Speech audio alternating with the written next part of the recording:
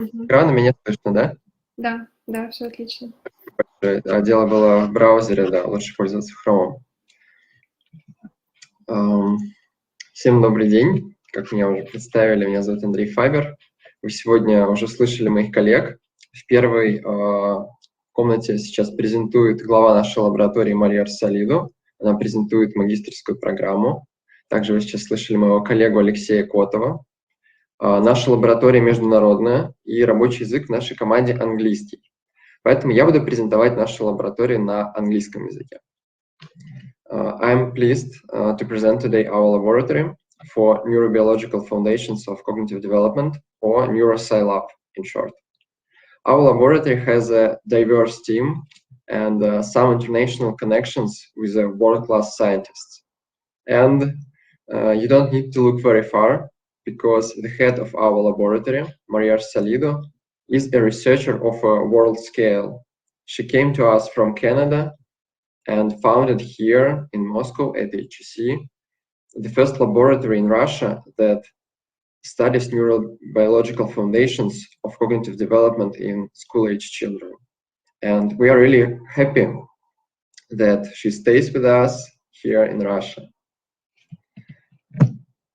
We have a multidisciplinary team, which includes researchers from various fields of science, such as psychology, medicine, biology, physics, mathematics, which allows us to conduct complex interdisciplinary research.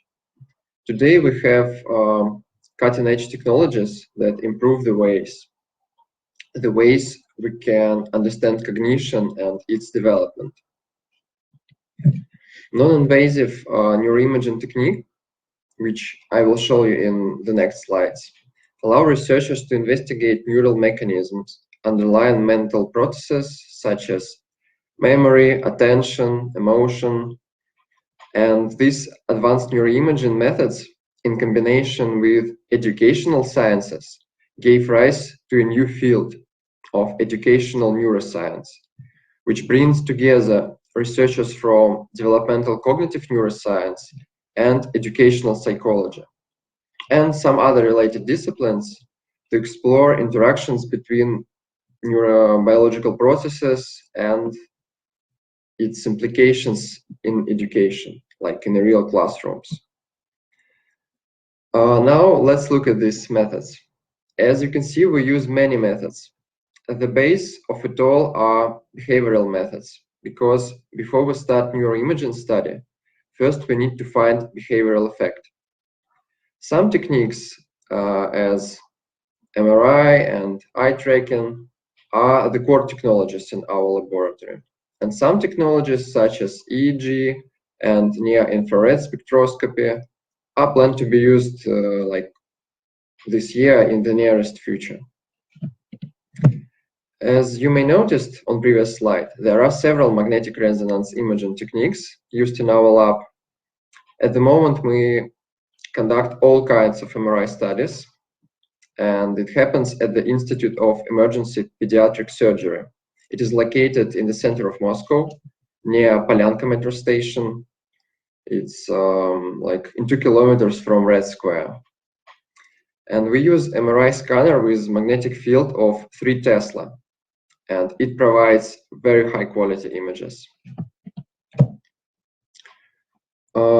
We use anatomical MRI for registration of coordinates of individual brain structures, because anatomical has the highest spatial resolution, about 1 millimeter.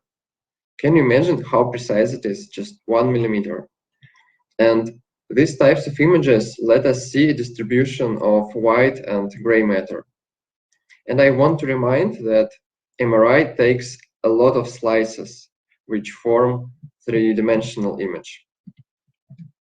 And we can see through these slices. I hope you can see the animation. Can you tell me, please, is it working? The animation, Ksenia? Yeah, I can see the animation. Yeah. Thank you, great. Thank you. By the way, it's my own brain. I think that it would be unethical to use someone else's, so you can look at mine. And I want to assure that MRI is safe, because magnetic fields makes no harm to our body, but only if there is no metal parts in it. Another type of MRI is diffusion MRI. Its application for mapping white matter tracts called diffusion tensor imaging, or DTI in short. Here you can see animation, and look at these white matter tracts, which connects different regions of the brain. And you know, a child's brain, it goes through a dramatic transformation.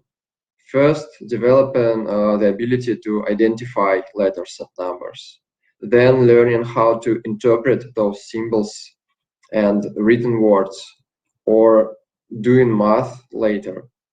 This transformation happens due to new connections between neurons, and eventually it strengthens abilities of our brain. Interestingly, while the number and quality of these neural connections is increasing with age, the number of neurons itself is decreasing with age, especially during school age. But don't worry, it's a natural process, the process of making our brain more efficient, because not the number of neurons matters, but the quality of neural network, which you can improve by constant learning and giving new puzzles for your brain. So we may say that this brain reorganization is also driven by activity that is happening in the classroom. That whereas educational neuroscience take the stage, classroom. And now is my favorite, functional MRI, or fMRI in short. Remember three-dimensional anatomical image with my brain. It was static in the time moment. The animation was going through static slices, not through the time. So anatomical MRI is like a photo, but functional MRI, it's like a video. We make series of three-dimensional images in time, which allows us to see how our brain is working. For instance, during solving some cognitive tasks or making calculations, you may know that video usually has lower resolution on your phones, on your iPhones, other phones, comparing to photos. So here it is the same. Video has lower resolution. The spatial resolution is about 3 millimeters, but it's still very precise. And temporal resolution is about 5-6 seconds, because fMRI measure not direct neural activity, but oxygenation of blood flow, and it takes some time. Here you can see our participants in the fMRI facility, and it is really important that the staff at this place know how to work with children and make them feel comfortable. In the end of the study, each of our participants receive monetary reward and a nice picture of the brain. And we get nice pictures after data analysis as well. On this animation here, you can see brain regions activated during cognitive task. We also use other technologies like eye tracking, which measuring eye position and eye movement, ultrasonography, which allows to measure the speed of blood, the blood which flow through our brain vessels. And also our laboratory is growing, so our equipment. We plan to use a high precision electroencephalography system, or EEG in short. It doesn't provide high spatial resolution, but it is very precise in time, just 1 millisecond. And we plan for buying a compact electroencephalography system, which is very nice and easy to use. In addition, we plan to have near-infrared spectroscopy in our lab. It's relatively cheap, comparing to fMRI, of course. And its characteristics are somewhere between fMRI and EEG. While our laboratory is studying fundamental questions of cognitive development at the moment, some scientists study practical implications in a real classroom. Researchers want to understand how educational experiences are driving changes in the brain. They studied in order to personalize that experience for different learners. And recent developments in portable EEG, which I showed you on previous slide, now allow scientists to conduct brain research in schools. For instance, the team of researchers from New York University, they measured the brain activity of a teacher and a whole group of students during biology lessons.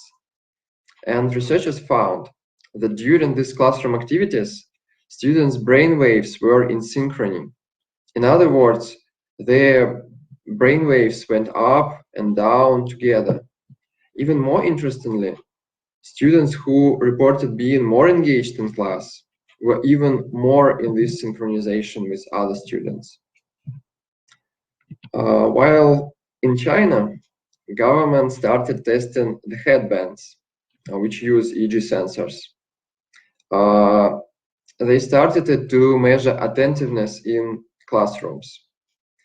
They plan to provide teachers technology which allow to monitor the attention levels of students and recognize students who are losing their focus during lesson. In the University of Helsinki, a research group was looking for an answer to a question: why our brains love arts and crafts? So they measured brain activity by mobile EEG to find the link with children's engagement in art activities. And this involvement in art and craft work, it requires cognitive processing. So to conclude, educational neuroscience has the potential not only to inform, but also to transform processes of teaching and learning. Educators today are facing diversity in the classroom, and educational neuroscience aims to provide educators the tools and information they can use to maximize educational experience and learning outcomes for every child they meet.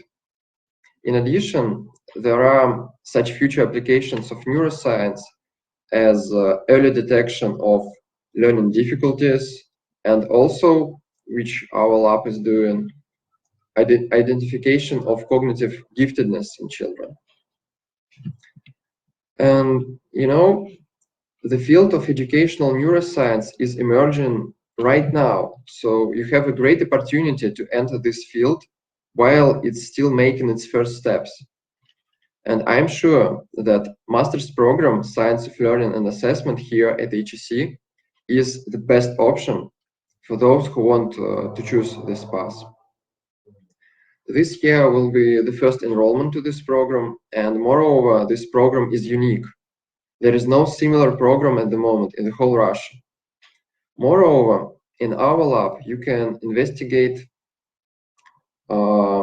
together with us neural mechanisms responsible for various educational processes like attention, calculation, emotions. So let's build the bridge between neuroscience and education together. And I want to say that you are welcome to join our team. And I want to add that you can track our current research and also register for being a participant in it on our website. And thank you for your attention.